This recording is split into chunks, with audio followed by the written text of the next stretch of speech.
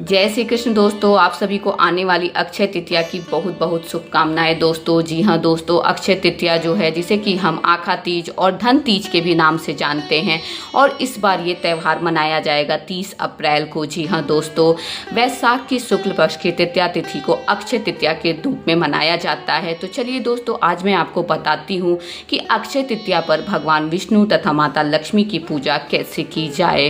तो चलिए मैं आपको बताती हूँ, लेकिन उससे पहले मैं दोस्तों आपको बताना चाहती हूँ कि इस दिन अगर आप पूजा पाठ करते हैं, दान दक्षिणा करते हैं, इस गंगा स्नान करते हैं, तो इसकी जो बढ़ोतरी होती है वह अत्यधिक बढ़ने लगती है, इसमें क्षय नहीं होता है। तो इसलिए इस पूजा का विशेष महत्व है दोस्तों, इस पूजा को आप जरूर करिए। तो चलिए अब मैं आपको बहुत ही सिंपल आसान तरीके से, विधिवत तरीके से अक्षय तृतीया की पूजा के बारे में बताती हूँ।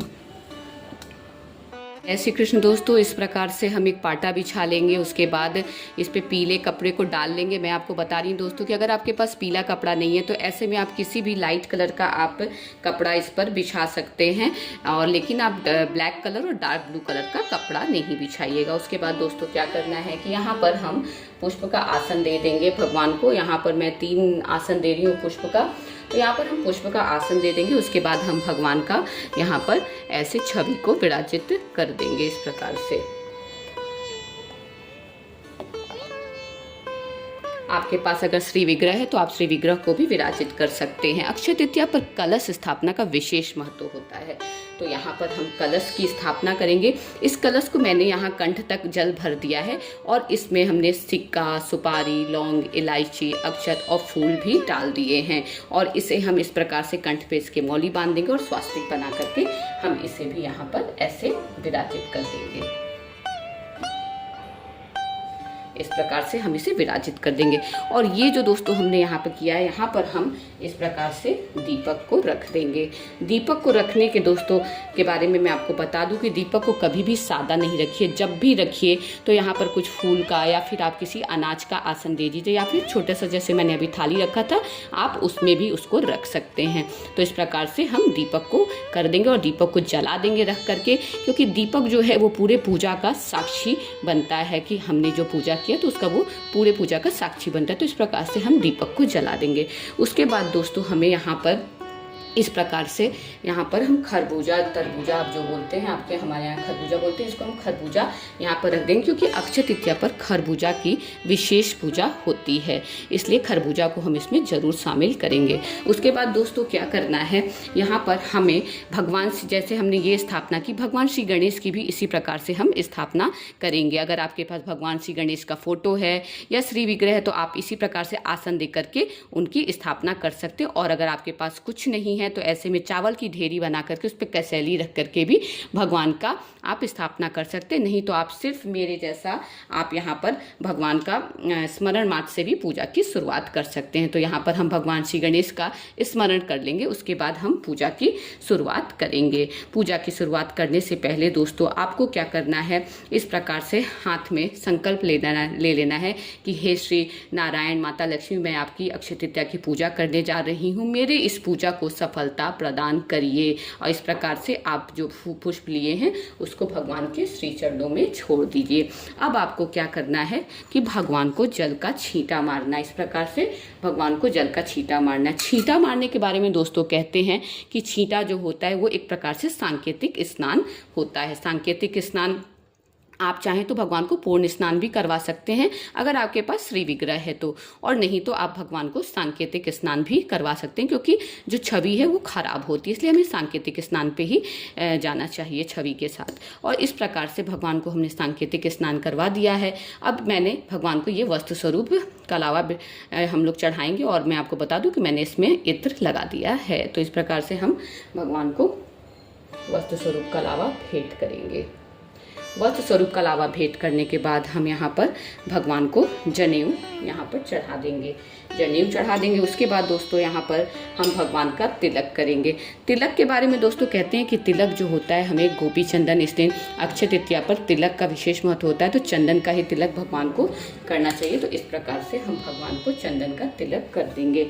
चंदन का तिलक करने के बाद उसके ऊपर से हम भगवान को हल्दी का तिलक कर देंगे। उसके बाद हम माता जो लक्ष्मी हैं उनको सिंदूर भी लगा देंगे। इस प्रकार से माता लक्ष्मी को हम सिंदूर लगा देंगे।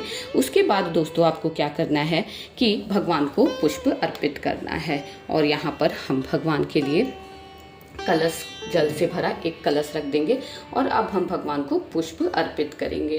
पुष्प जो है हम पीले रंग का पुष्प भगवान को प्रधानता दिखाएंगे, क्योंकि भगवान को पीले रंग का जो पुष्प होता है वो बहुत ही पसंद आता है, इसलिए हम भगवान के लिए पीले रंग का ही पुष्प करेंगे। और माता के लिए हम यहाँ पर लाल या ऑरेंज जो भी आप कलर डालना चाहते हैं तो माता के लिए आप वो कर लेंगे।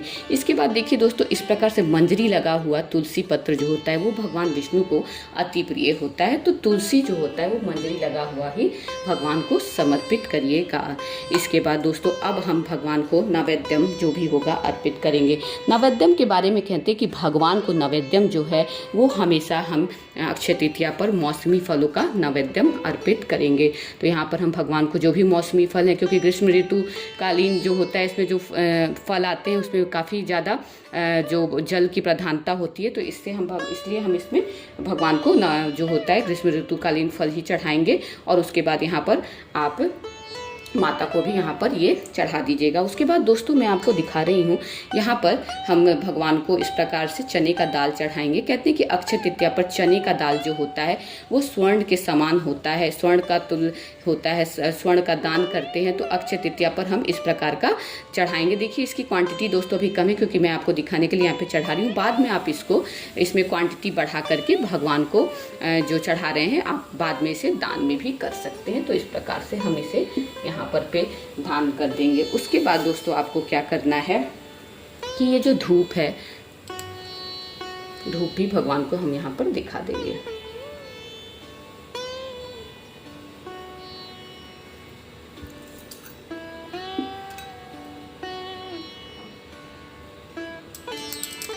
इस प्रकार से हम यहाँ पर भगवान को धूप भी दिखा देंगे।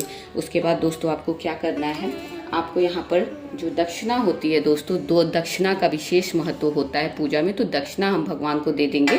आप 101, 501 जो भी आपकी इच्छा हो दक्षिणा दे देंगे। दक्षिणा के बारे में कहते हैं कि पूजा में आई कमियों को दक्षिणा जो होता है वो पूरा करता है। तो इस प्रकार से हम यहाँ पर दक्षिणा दे देंगे। उसके बाद दोस्तों यहाँ पर श्रृंगार का पिटारा है जो हम माता लक्ष्मी को समर्पित कर देंगे। तो इस प्रकार से जो श्रृंगार का पिटारा है वो हम माता लक्ष्मी को यहाँ पर समर्पित कर देंगे।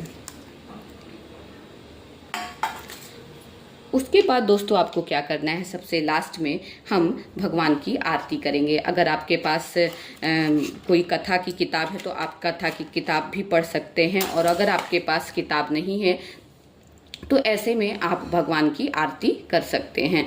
तो भगवान की सबसे पूजा के अंत में भगवान की इस प्रकार से आरती आप कर देंगे।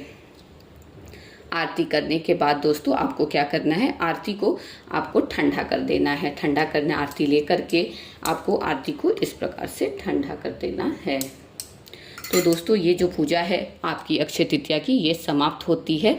लेकिन दोस्तों मैं आपको बता दूं कि आप जब ये पूजा करें तो इसमें जो भी आप दान करें, दान की जो क्वांटिटी हो दोस्तों वो बढ़ा करके करें। दान का विशेष महत्व होता है अक्षय तृतीया के दिन, मैं फिर से आपको बार बार बता रही हूँ। और इस प्रकार से सबसे लास्ट में भगवान को पंखा कर दे, क्योंकि अक्षय तृतीया पे पंखा का जो होता है भगवान को जरूर करना चाहिए। तो आशा करती हूँ दोस्तों आपको मेरा ये वीडियो पसंद आया होगा। अगर मेरा ये वीडियो आपको पसंद आया हो तो दोस्तों प्लीज़ मेरे चैनल को लाइक करिए, सब्सक्राइब करिए, ताकि मेरा उत्साह बढ़े और मैं इसी प्रकार से आपके लिए अच्छी अच्छी वीडियो बना सकूँ। जय श्री कृष्ण दोस्तों।